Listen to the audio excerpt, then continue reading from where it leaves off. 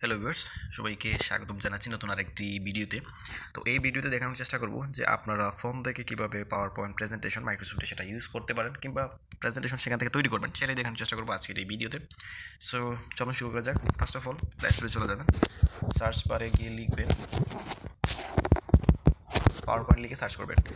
Power point লিখে search করার পরে আপনার পেয়ে যাবেন মাইক্রোসফট পাওয়ার পয়েন্ট এটা। তারপরে এটা ইনস্টল করে নেবেন। আমি অলরেডি এটা ইনস্টল করে ফেলেছি, সো আমি এখন ওপেনে ক্লিক দিচ্ছি। এটা আমি এখন ওপেন করবো,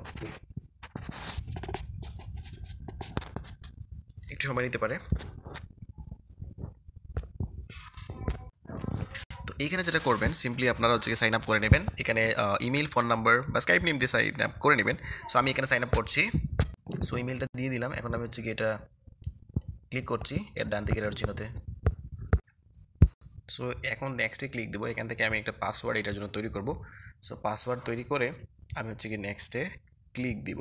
সো আমি এখন এখানে পাসওয়ার্ড লিখছি, একটা পাসওয়ার্ড দিচ্ছি, দিয়ে এখন আমি হচ্ছে কি নেক্সটে ক্লিক করব।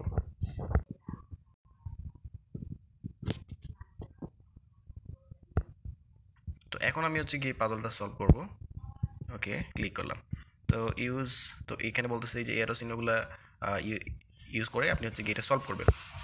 তো আমি এটাকে হ্যাঁ, সো এদিকে মুভ করলাম। এখন হচ্ছে কি এটাকে আমি সাবমিট করে দিব। এটা সাকসেস হয়ে গেছে। মাইক্রোসফটের ক্ষেত্রে এরকম কয়েকটা ভেরিফিকেশন প্রসেসের মধ্যে দিয়ে যাওয়া লাগতে পারে। এখন আমি হচ্ছে কি নেক্সটে ক্লিক দিচ্ছি। এখানে কন্ডিশনগুলো ফিল আপ করলাম। ওকে, তো এখন চলে আসছে এটা। আমি যেটা করব, এখন এখান থেকে একটা প্রেজেন্টেশন ক্রিয়েট করব। সো এটা হচ্ছে কি আমার উইন্ডো প্রেজেন্টেশনের। সো সাকসেসফুলি লগ ইন করার পরেই এটা আসবে। সো এখানে অনেকগুলো অপশন আছে। তো আমি যেটা করব, এখানে দেখেন রিসেন্ট অপশন আছে, তারপরে শেয়ার্ড, ওপেন। তো আমি যেটা করব, এখান থেকে প্লাস আইকনে ক্লিক করব, যেহেতু নতুন একটা স্লাইড আমি নিতে চাচ্ছি। এখন হচ্ছে এই যে আমি এটা কোথায় সেভ করব, আমি হচ্ছে কি এই ডিভাইসের যে ডকুমেন্টস আছে আমি ওই জায়গাতে এটা সেভ করতে চাচ্ছি। তো আমি লোকেশনটা ঠিক করে দিলাম। এখানে অনেকগুলো টেমপ্লেট আছে। আমরা যেটা করব, ফার্স্টে আমরা একটা ব্ল্যাঙ্ক প্রেজেন্টেশন নিব এখান থেকে। ওকে, আমরা পারমিশনটা দিয়ে দিচ্ছি। ওকে, দিয়ে দিলাম। ওকে, সো এখন আমরা হচ্ছে একটা ব্ল্যাঙ্ক প্রেজেন্টেশন নিলাম। সো প্রথম দিকে অনেকগুলো ইনফরমেশন দেখাবে আমরা। ওকে, গট ইট। ওকে, সো এখানে দেখেন স্লাইডগুলো দেওয়া আছে। এখন আমরা এগুলো আস্তে আস্তে ক্রিয়েট করবো। এটা হচ্ছে ফার্স্ট স্লাইড, এখানে টাইটেল থাকবে। তারপর হচ্ছে গিয়ে এখান থেকে আপনারা এই যে এই পরটাতে হচ্ছে সাবটাইটেল। সো এইভাবে করে আমরা হচ্ছে গিয়ে এখান থেকে নেক্সটে যাবো। এদিকে হচ্ছে প্লাস আইকন বা এখানে আরও জিনিসপাতিগুলো আছে যেগুলো আমরা চাইলে ইউজ করতে পারি। এখন আমরা যেটা করব, তো এখান থেকে আপনারা চাইলে কিছু লিখতে পারি, যেমন আমি নাম লিখলাম, টাইটেলের জায়গাতে লিখলাম ব্লগ, সাবটাইটেলে এখানে আরেকটা স্লাইড, এখানে আমি যদি নাম দিই, এখানে হচ্ছে আমি দিতে পারি কিছু একটা দিলাম। তারপর মনে করেন আমার একটা স্লাইড আসবে, তাহলে আমি হচ্ছে প্লাসে ক্লিক করবো, তাহলে এখানে আরেকটা স্লাইড চলে আসবে। আমি এটাতে ব্লগ দিলাম। ওকে, তো এখন আমি যদি এটাতে নেক্সটে ক্লিক করি, তাহলে এটা সেভ হয়ে যাবে, মানে প্রেজেন্টেশনটা রেডি হয়ে যাবে এটার জন্য, বা প্রিভিউটা দেখ। তো এখানে আমাকে প্রিভিউটা দেখাচ্ছে যে এটা কীরকম হয়েছে। আমি এখান থেকে চাইলে এটাকে প্রেজেন্ট করতে পারি। সো এই যে প্রেজেন্টেশনটা হয়ে গেল। তো আমি যদি কার্সরটা বা স্ক্রিনটাকে ডান দিকে বামে আমি স্ক্রল করি, তাহলে এটা দেখা যাবে। ওকে, ডাবল ক্লিক করে করলাম। কিন্তু এখন আমি যেটা চাচ্ছি যে না, আমি একটু প্রফেশনাল ওয়েতে এখানে কাজ করব। তার জন্য আমি প্লাসে আবার ক্লিক করব। ক্লিক করে এখান থেকে আমি হচ্ছে লোকেশনটা টিক করে দিলাম। এখন এইখান থেকে আমি যে কোনো একটা ডিজাইন নেব। ধরেন আমি এই যে মেডিসনের ডিজাইনটা আছে এটা নিলাম। আমি আর একটু প্রফেশনাল ওয়েতে কাজ করতে চাচ্ছি, তাহলে এটা নেব। ওকে, আমি মেডিসনে ক্লিক করলাম। এখন যেটা হচ্ছে, এই যে এখানে দেখেন আমরা কম্পিউটার স্ক্রিনে যেভাবে কাজ করি ওইরকম চলে আসছে। এবং নিচের দিকে যদি আমরা দেখি, তাহলে বিভিন্ন বাটনগুলো এখানে আমরা দেখতে পাবো। ফার্স্ট অফ অল আমরা কী করবো, এখান থেকে কিছু লেখার চেষ্টা করবো। যেমন এই যে এখানে আমি যদি ডাবল ক্লিক করি, তাহলে আমি এখানে লিখতে পারবো। তাহলে আমি প্রথমে আমার ওয়েলকাম মেসেজটা দিলাম। তারপরে পরেরটাতে আমি ডাবল ক্লিক করলাম, এখানে লিখবো মাই প্রেজেন্টেশন। সো আমি দুইটা লাইন এখানে লিখলাম। এখন বাইরে আবার ডাবল ট্যাপ করব। ওকে, সো এখন আমি যে এই যে লিখলাম, মনে করুন প্রথম লিখাটা আমি যদি আবার ক্লিক করি, আমি চাইলে এখান থেকে নিউ কমার্স ডুপ্লিকেট অনেক কিছু করতে পারি। কিন্তু এখন এই টেক্সটটাকে আমি হচ্ছে একটু এডিট করব। এডিট বলতে কি, এখানে আমি এটাকে সিলেক্ট করে দিলাম ডাবল ক্লিক করে। তারপর এখান থেকে আমি চাইলে বোল্ড করতে পারি, ইটালিক করতে পারি, আন্ডারলাইন করতে পারি। এখান থেকে চাইলে আমি এটা কালারটাকে চেঞ্জ করে দিতে পারি। ধরেন আমি রেড দিয়ে দিলাম, তাহলে এটা রেড হয়ে যাবে। সো এখান থেকে এগুলো আমি বুলেট পয়েন্ট দিতে পারি, বা এখানে চাইলে আমি প্লাস আইকনের থেকে ক্লিক করে আরও কিছু এখানে আমি অ্যাড করতে পারি। তো আমি যাই হোক এতটুকুই থাক কনভারসেশন, আমি কমেন্ট দিব না। ওকে, সো বাইরে আমি ডাবল ক্লিক করলাম, এটা হচ্ছে আমার ফার্স্ট স্লাইড ছিল। এখন আমি যেটা করব যে আমার হচ্ছে কি এখান থেকে নতুন স্লাইড দরকার, তাহলে আমি প্লাসে ক্লিক করলাম। এখন এই যে নতুন যে স্লাইড যেটা আসলো,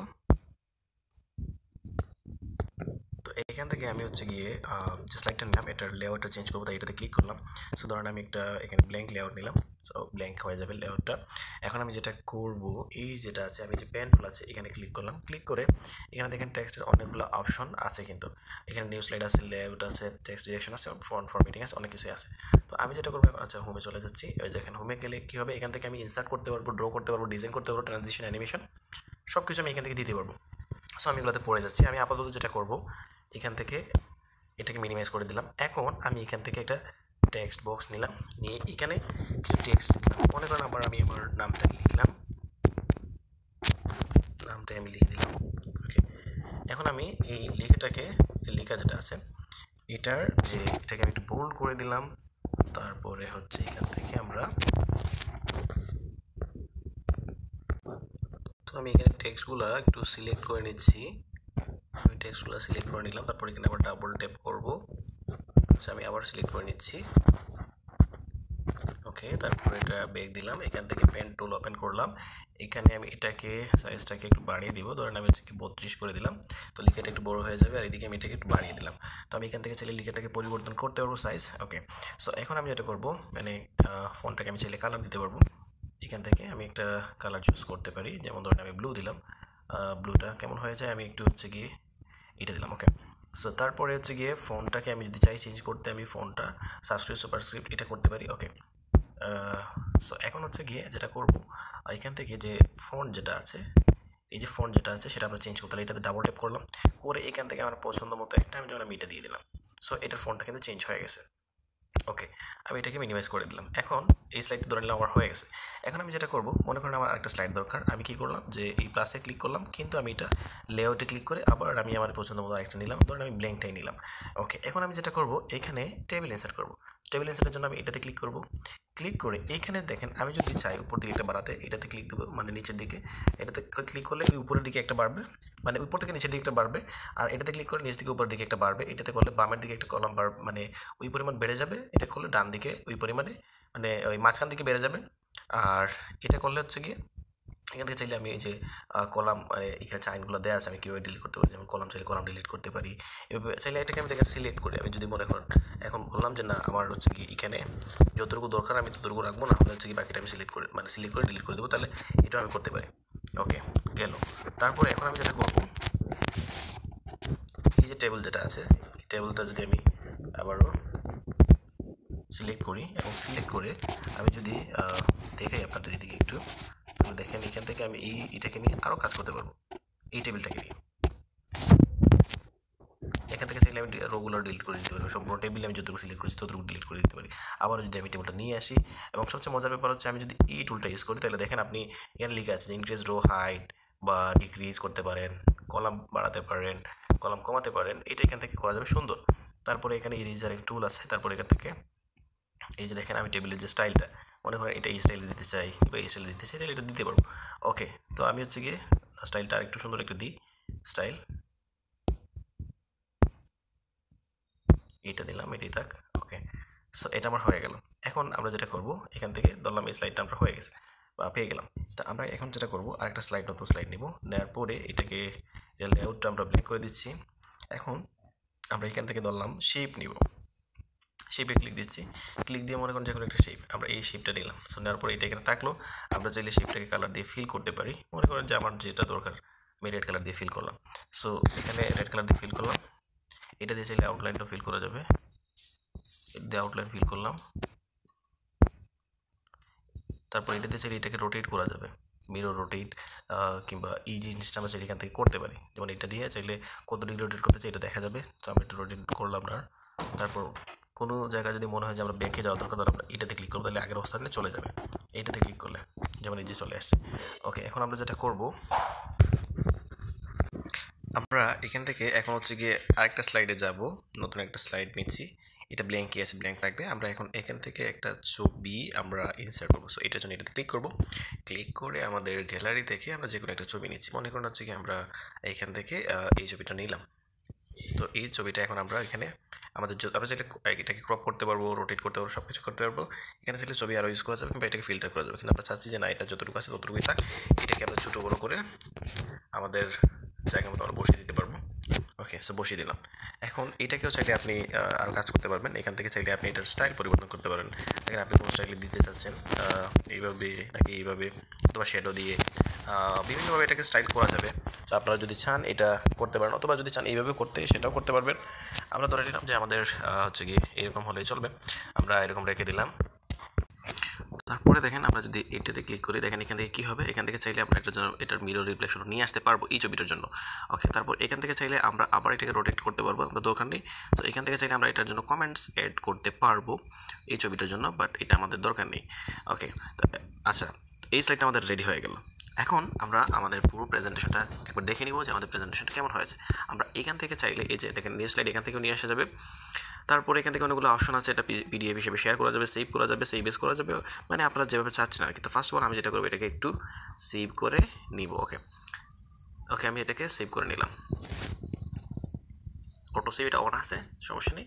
এখন আমি যেটা করবো, এটাতে ক্লিক করে আমি স্লাইডগুলো একটু দেখার চেষ্টা করবো যে আসলে আমার স্লাইডটা কেমন হচ্ছে। আচ্ছা, এটা হচ্ছে আমার সর্বশেষ স্লাইড। আমি ডাবল ক্লিক করবো, তাহলে এটা বন্ধ হয়ে যাবে। এখন আমি প্রথম স্লাইডে যাব, যাওয়ার পরে প্রেজেন্টেশনটা অন করবো।